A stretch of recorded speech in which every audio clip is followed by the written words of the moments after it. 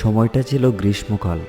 গ্রামের ছোট বড় সবাই তখন আইসক্রিম খেতে খুবই ভালোবাসে। এক গ্রামে এমন এক লোক আসে, তার দোকানের আইসক্রিম ছিল অনেক বড় বড়। আইসক্রিমগুলো বড় হওয়ার সাথে সাথে দামটাও ছিল অনেক বেশি। গ্রামের এক লোক সেখান থেকে একটি আইসক্রিম কিনে এবং সে মজা করে খায়। আইসক্রিম খাওয়ার কিছুক্ষণ পর সে নীল হয়ে যাওয়া শুরু করে ও তার সমস্ত শরীর আইসক্রিমের মতো হয়ে যায়। আরে ওই দেখো, আমাদের সামনে আইসক্রিম ম্যান এসে গেছে, পালাও তাড়াতাড়ি, তা না হলে সে আমাদের সবাইকে মেরে ফেলবে।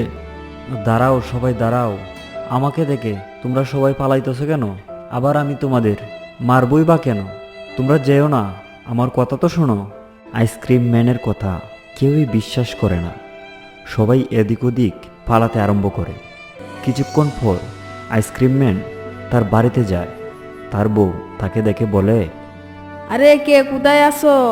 বাঁচাও বাঁচাও, ভূত ভূত। আরে থামো থামো, কি হয়েছে তোমার? আমি কোনো বুটটুত না, আমি রমেশ। হায় আল্লাহ, আমি নাকি ভূতের বউ? শালার ভূত, বের হো আমার ঘর থেকে। আইসক্রিম ম্যানকে তার বউ চিনতে না পারায় ঝাড়ু দিয়ে পিটিয়ে ঘর থেকে বাহির করে দেয়। আরে আমাকে তো দেখছি সত্যি সত্যি সবাই চিনতে পারছে না, তাহলে কি আমি সত্যিকারের আইসক্রিম ম্যান হয়ে গেলাম? তাই সে মন খারাপ করে একটি গাছের নিচে বসে থাকে।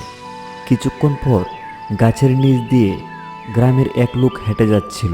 তখন আইসক্রিম ম্যান তাকে দেখে বলে উঠল, কাকা, ও কাকা, কেমন আছো?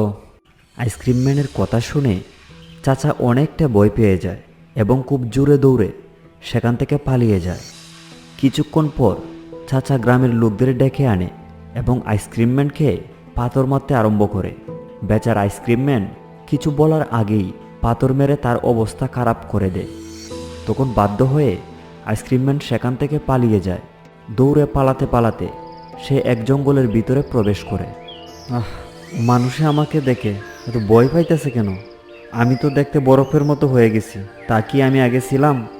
শুধু আইসক্রিম খাওয়ার কারণেই তো এমন হয়েছি। জানি না আইসক্রিমওয়ালারা কি কেমিক্যাল দিয়ে আইসক্রিম বানাইছে। আইসক্রিম ম্যান জঙ্গল দিয়ে চলতে চলতে অনেকটা রাত হয়ে যায়।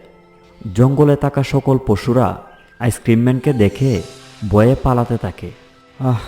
ঘুরতে ঘুরতে অনেক কেদা লাগছে, এখন খাবার পাবো কোথায়? দেখি সামনে যাই। কিছু দূর যাবার পর সে একটি ঘর দেখতে পায় এবং সে সেই ঘরের কাছে যায়।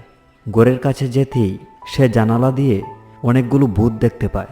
তখন সে ভাবে, যাই ঘরের ভিতর, গিয়ে দেখি, মনে হয় বুদ্ধের এখানে কিছু পাওয়া যাবে। আমাকে তো দেখতে ওই বুদ্ধের মতোই তো লাগে। আইসক্রিম ম্যান তখন ঘরের ভিতরে যাওয়ার জন্য দরজায় নক করলো।